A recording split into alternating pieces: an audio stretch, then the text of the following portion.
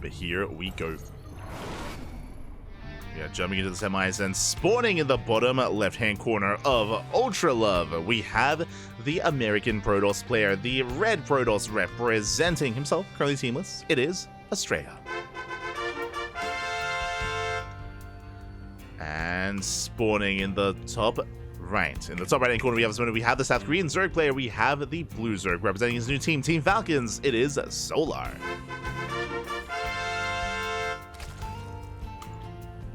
Go.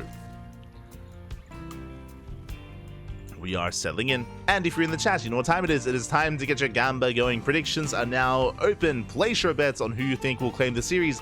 As a reminder, this is the semi-finals. The winner will advance on to the grand finals, where they will have to wait for a little bit. The upper half of the bracket has been a little bit slower. It has been progressing much slower, but that does mean that we will most likely be able to cast both semi-finals. Both the lower and the upper as well. By the time we finish this series, the upper semis would most likely be ready for us.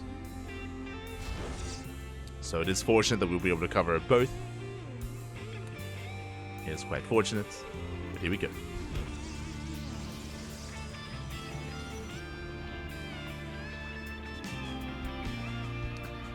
So now Hatch Gas Pool, standard opener here out of Solar. Likewise, Astrea going for his own gate expand. Talking about the map here, welcome everyone one and all to Ultra Love. Despite the name of the map, I don't think this is a good map for Ultras. I feel the name, they're lying to us, baby. They're lying to us. Oh no. They hate Ultras. But specifically, this is a very defendable map. It's similar to Ley Lines. I would say actually it's Ley Lines, but to the extreme. Interesting, 2-gate opener. Before I get ahead of myself, 2-gate opener out of Astrea. He can go into faster adept production. He can go into a 2 and then 4 adept move out very, very fast. So much more aggressive start from Astrea. But if you look here at the linear third base, for example, we do have a lot of ramps, we do have a lot of choke points. Likewise, a triangular third as well. More importantly, welcome back destructible towers. This is something that we have not had for quite some time. I say that I think the last time we had destructible towers was Altitude. I don't know if you remember, but on Altitude, there were towers that you could knock down that would destroy the Zonaga, right? There was like a Zonaga tower that could be destroyed, and you have to knock it down to gain access to the center expansion. That was like a year ago, but even then, Altitude was often vetoed. Like, we rarely cast it on Altitude, so does that really count as, like, you know, a map with a tower? Not really. But yeah, there's this tower that you can knock down, and it fully walls off. It fully walls off this area. It is on both sides, so you can just you can just secure your 4th base or 3rd that much better as well. Meanwhile, the first 2 adepts are moving out. As we did mention, it was a 2-gate opener, so faster 2 adepts. And 2 adepts, of course, they can one-shot workers. So early on, Astrea has a lot more aggressive potential here, and we'll see what he can get done. So he does shade towards the natural. Lings are keeping up. Astrea does not commit. Rotating around towards the 3rd.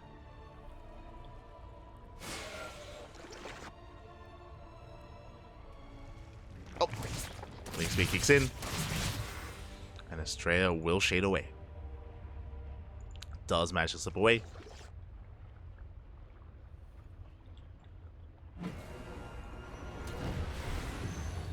And we'll recall back home. We do see Solar on the hunt. It doesn't quite get the adepts. Not this time. We do see Astrea following it up with the initial Oracle. Stargate into Oracle. So far so good. Building up more adepts. Likewise, Solar building up more Lings. Looking to try and knock down and deny the 3rd as best he can. So very aggressive here from Solar. Very assertive. 3rd base gets placed at the linear location. Solar does confirm. And he does have a pretty solid chunk of Lings here, ready to move out. Doesn't commit yet. Oracle rotates over towards the 3rd. Queens are keeping up. And Solar doesn't pull the trigger. I mean, he sees all the adepts. He sees 4 adepts here to defend. This is 2 more than usual. Again, because of the 2-gate opener, it means Astrea has extra adepts. It means that he is that much more secure at the 3rd. So Astrea will get the space up and running. Likewise, Twilight Council Forge follow-up into +1 and Blink. Adepts are moving out. Instead of the usual 5 adept move outs, is going to be 8 adepts. Oh my god. One depth cap at home, 7 moving out.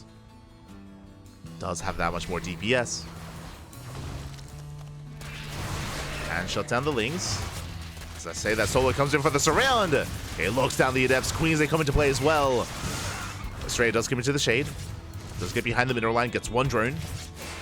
5 Adepts left, but they are so low. Yeah, they're taking a lot of damage, a lot of hits.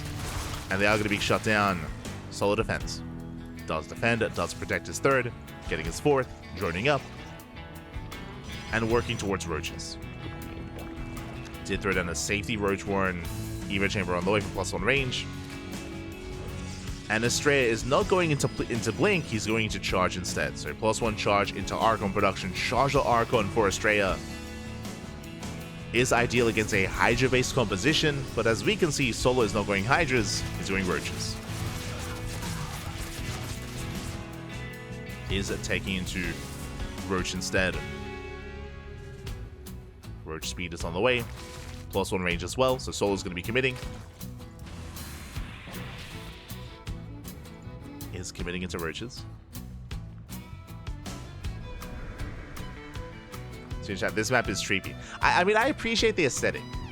I appreciate the vortex. Like, to be fair, I feel like this map would not exist in Wings of Liberty. Like, imagine featuring this map when vortexes were still a thing.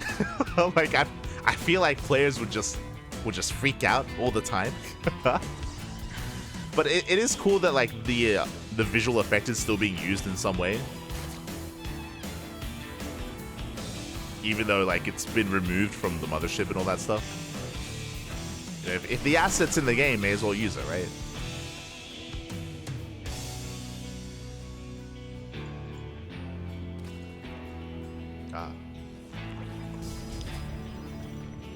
Meanwhile, Astrea just building up his immortal count back at home. Going for a Zealot run by, but he shouldn't get much done here. Does get a couple of tumors. Going for the Queen. Queen is transfused. Roaches keep up. And Solo defense. And do you see what I see? Solo, he's not droning. He's not droning up. He has a 4th base, but the 4th is just for show. It's just for larva. Solo, he cuts workers at 66, 60 drones, 3 base saturation, and he's maxing out. He's maxing out on purely Roach Queen, and he's pushing. Is pushing across the map. It's going to be a 3 base all-in for Solar. Overlords are on the way to spread creep. The Overlords are coming. And the Queen March has arrived. Solar almost maxed. And we'll see if Astrea can hold on. And back at home, he has some stasis traps. He has Storm ready in a couple of seconds. He needs that Storm. 10 seconds away. Needs a little bit more time. Miles has turned back the army. Solo pushing in. Storm is ready. But he has 3 High Temple available. There's the first Storm. Oh, there's the second. Does connect with the Ravagers. Solo pushing into the natural. Does break in. There's the 3rd Storm. Oh my god. Takes down a good chunk of Ravagers. But is it enough? Astrea is trying to hold on. I believe he did lose the High Templar. More High Templar on the way. He can NG overcharge. And Solo does not get into the natural. Not yet. Again, these ramps are brutal. Ramps are brutal. More Archons morphing in. Astrea, he's holding. He has not been broken. Not yet. Does have a Storm on the left-hand side. Storm is coming in. Oh my god. Does connect. The Immortal overextends. Bit of miscontrol there by Astrea. Bit of miscontrol. Another Storm. Oh my god. Oh, he gets so much value. Solar, he runs into the Storm. The juggling. The force fields. Locks down the army. Very nice trade here for Astrea. But it's still an uphill battle. There's still just a massive wave, a massive swarm of Zerg. Solar starter steps in. Pushes towards the base. Takes down the pylon. Very nice juggling here by Astrea with the Immortals. Oh no. They're getting caught out. Yeah, the Immortals, they get surrounded. 1 Immortal goes down. Oh, never mind. They both get saved. Astrea. Jesus. He saves 2, but he loses another. Storm connects. Astrea, he's so close to holding. The Ravagers, 1 more Storm is going to be enough. Uno más, papi. Uno más. There's another Warp in. Immortal under fire. Astrea a little bit too late with the Warp Prism. Once again, losing another immortal. A bit of miscontrol there from Astrea. Trying to defend with pure immortal. And he holds. He barely holds on. Despite that, though, Astrea, he lost a massive army supply here. He lost 5 immortals and 5 archons. It was a tough hold. It was a tough hold for Astrea.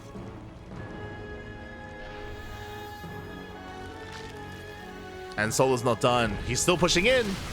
He commits. A couple of boys getting caught out. Another immortal goes down. And the Prism having a hard time rotating.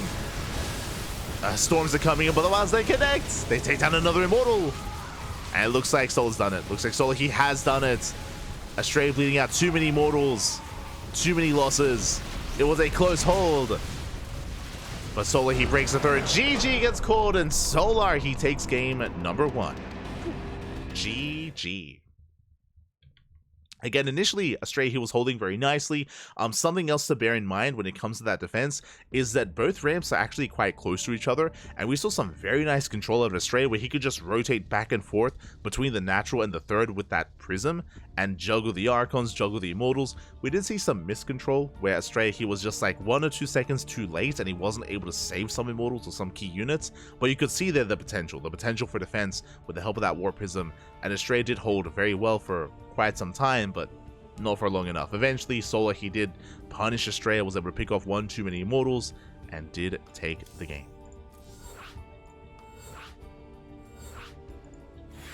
Did take the game with that. GG, well played. Solar takes the first game in the series. And now we're getting into game number 2. Again, we also saw the power of Storm in that kind of situation. Because of the energy overcharge, more Storms were available than normal, so we saw a lot of juicy connections with those Storms. But alas, it barely was not enough.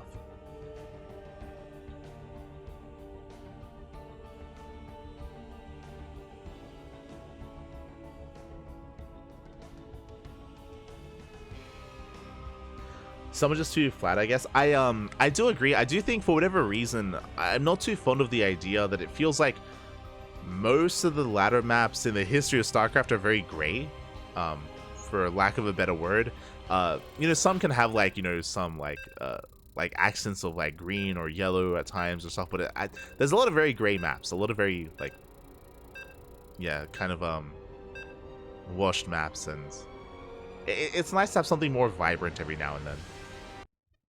Whether it's Ultra Love, whether it's Romanticide, whether it's Neon Violet Square. I feel like we should have more of them, to be honest. I feel like the more vibrant colors should be a little bit more common or sporadic when it comes to the map pool. But regardless, we're getting into game number 2 and spawning in the bottom right-hand corner of Whispers of Gold. We have the American Protoss player. Okay, we have the American Protoss player. We have the red Protoss. Down in the series, we'll see if we can bounce back. It is Astrea. They're like my soul. Este Hyper 1. Hyper 1, you are part of the problem, okay? See, really, the problem is, it's not about the maps, obviously, it's about the map makers, okay? We need these map makers to have some joy in their life so they can represent that in their art that is their maps. Este Hyper 1. Touch some grass. And spawning in the top left-hand corner, we have the South Korean Zerg player, the Blue Zerg, representing Team Falcons. It is Solar. For those who don't know, Hyper 1 is a map maker. He is a map maker. I'm mainly focusing on StarCraft Evolution, to be fair, nowadays. But I would also say that applies to that mod as well. Stop making gray maps. I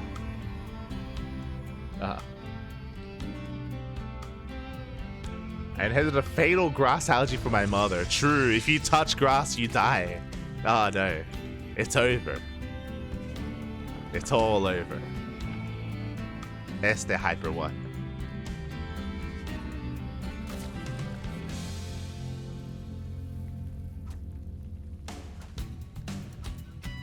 You need to make us a promise here and now, Hyper One. The next map you make, despite how memey it is, mate, vibrant colors. Let's go. Gift.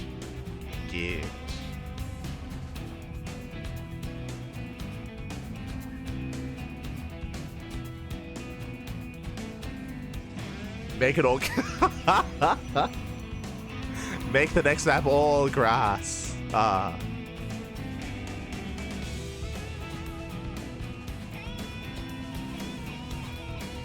With TLMC 20, I'll make one original map. It'll be called Shotgun Remilia. Oh no. No. Only one? Give us 3, Pappy. Give us 3. And so now it is going to be a Stargate opener. Stargate opener here out of Astrea.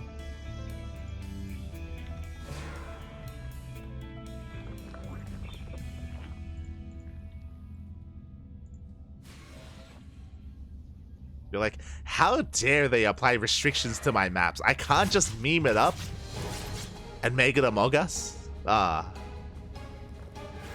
It's the anti-Hyper 1 map. Hashtag blame Hyper 1. As for now, we're settling it is going to be the Stargate opener into an Oracle. So far, so good. Everything's looking standard from the side of Astrea. Talking about the map itself, we spoke about this last time, but this map is a lot more exposed. It's a lot more wide open. If Solo was to embrace a Roach all-in style again, a 3-base all-in, I do favor it more on a map like Whispers of Gold, but we'll see. We saw last game that Astrea almost pulled off a defense. I feel like that defense is going to be much more difficult here on Whispers of Gold. Meanwhile, Oracle opener into a Void Ray follow-up. Interesting. It's going to be the Void Ray instead. Meanwhile, Lings move out to try and punish the third. Adept is in position. And can Solo get us around? Does split up his Lings. Does attempt this around, and he will get it. Remember, there is no backup Oracle. Adept will fall. Short Adept's on the way, though. Astrea will hold. Void Ray gets revealed. And where does Astrea take us from here? Going for a faster Forge. Interesting. Forge into Twilight Council. Looks like a standard follow-up. Last game we saw that Astrea, he tried to embrace Charged Archon. We'll see if he does it again. So does get 3 drones across the map. Not bad.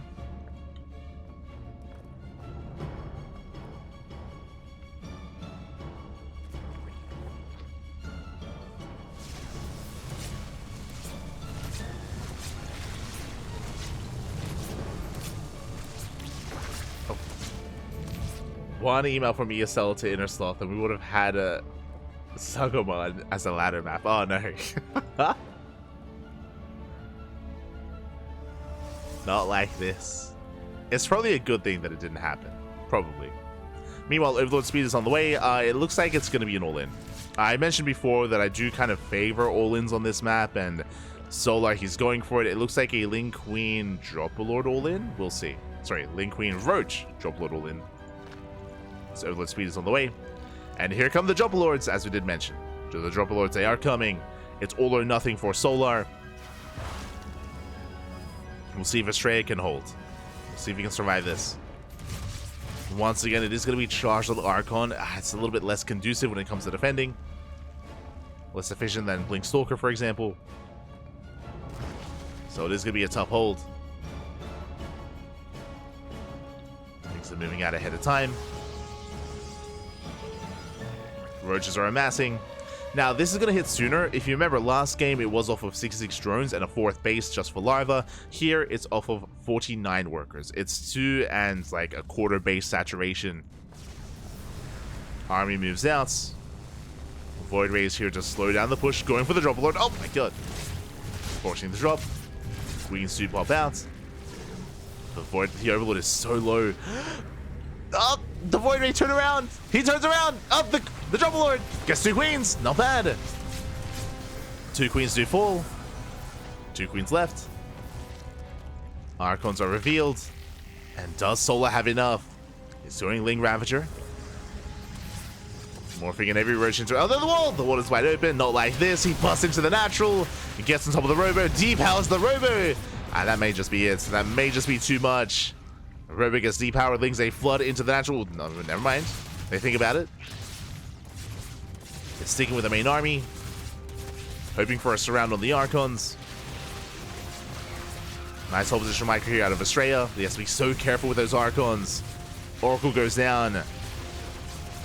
Gateways are falling as well. And the Archons, they commit. They try to. Again, just very delicate micro with those Archons. Meanwhile, Lings, they get on top of the Cybercore. Cybercore goes down. Only these Zealots can reinforce. But is Solar taking too much time? There is a second Robo. Second Immortal's on the way.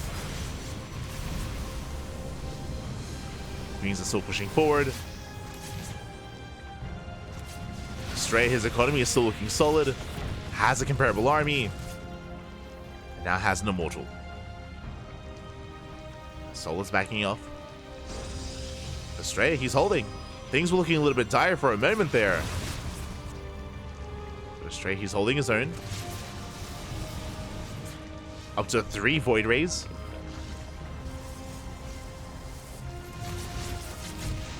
Built up to 3 Voids. Built up Mass Archon. And there we go, he does commit, does catch out one of the Queens. Oh, almost. The Queens are holding their own. A Solar, he commits into the third. Has control with the Prism. Are you pushing in? Oh!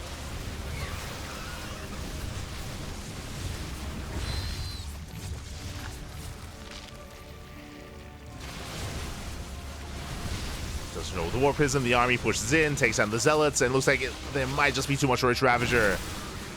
The Wilds, they shut down the shield batteries. Shield batteries go down. Again, there's one Immortal behind this, only one.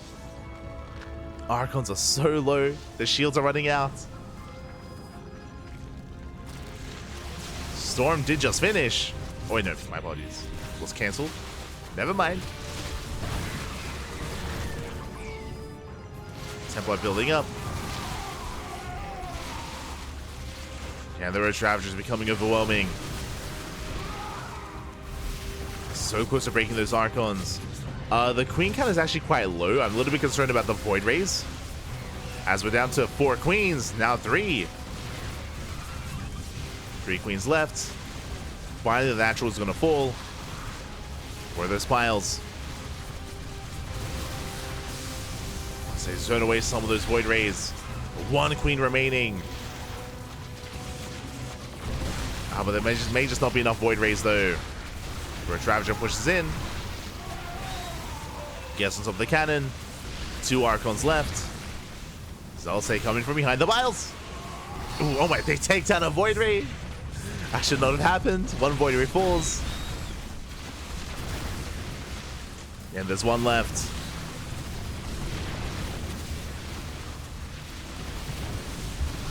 One Void Ray remaining. Solar, does he have enough? Astrea still has a high worker count, surprisingly. Has an economy. The 1 Void Ray, let's go. Going for the Ravagers. Gets 1. And even though in one way Solar, he is kind of running out of steam here. Has he done enough? This has just been a really awkward all-in. It's lasted so long. Ravagers are going down. Nice big ups. Lings, they come in to reinforce, getting into the Immortals. Now built up to 4 Immortals though. That's a lot of Immortal. As I say that, 1 Immortal goes down. Bit of an overextension. Astrea forcing back the army. Things are filing in. But it's still just a scrappy game state. And again, Solar doesn't have the best economy either. He's got actually less workers than Astrea. Like, Solar has been all in, and he has not been droning. It's been like a 10-minute all in. Ay, ay, ay. Astrea, he shuts down the Queens. Very nice force fields. Expansion is spotted. Yeah, Astrea, he held. Astrea has held. He's holding back. He's surviving.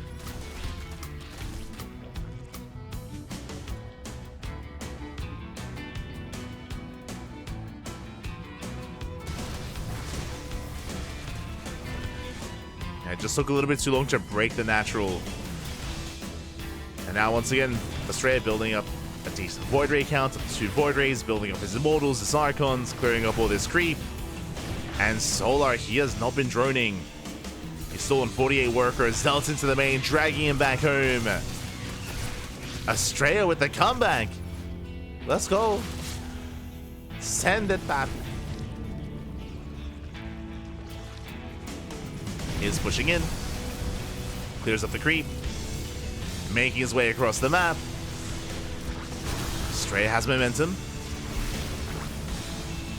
Catching a couple of Overlords. Gets 2. Supply blocking Solar.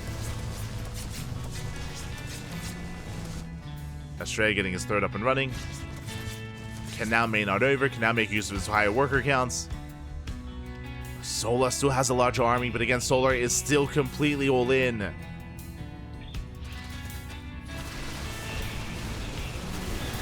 Forced to engage. The High Templar did not have some ready. Good force fields. Oh my god, so many roaches go down. And force fields are brutal.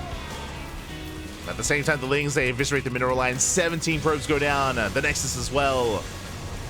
Astrea, he's being punished. He cannot take that 3rd. He's going to be shut down. Additional queens have arrived. Solar, he can still pull this off. Storm does complete. True. Astrea now has Storm. I'm not too fond of the idea of Astrea fighting out in the open like this, but he's pushing out. Oh. We'll lose an Archon. I feel like Astrea is very exposed. Lings, they can come in from behind. Catching a couple workers. Okay, Astrea backs up. Solar, he's maxed out. Jesus. Very impressive. But here come the storms. Oh my god, the storms! They're brutal. They rain down on the Ravagers. Solar, he takes like 5 storms to the face. Oh my god. But the Roaches, they bust in, they get into the natural, another storm connects. Like Astrea, he trades very efficiently. But numbers-wise, supply-wise, he's still being overwhelmed.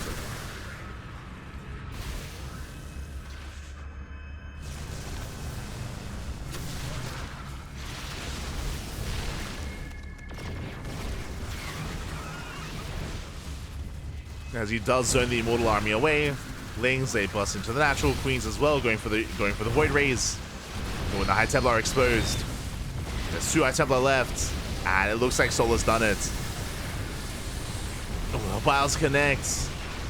The Immortals are exposed, no shield battery, they're out of range. GG gets called, and after 15 minutes, the 2-base all-in does work. GG, Solar will take the series 2-0.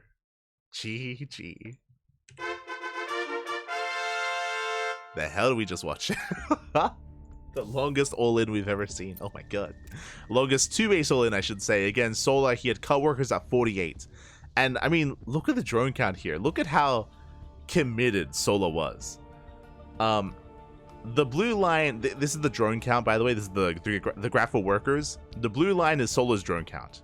48 drones. And he never faltered. At no point did he ever second guess his all-in. He just flatlines with his drone count. Oh my god. Never made a single extra worker, just 48 drones at 50 minutes. Let's go. GG. GG, well played.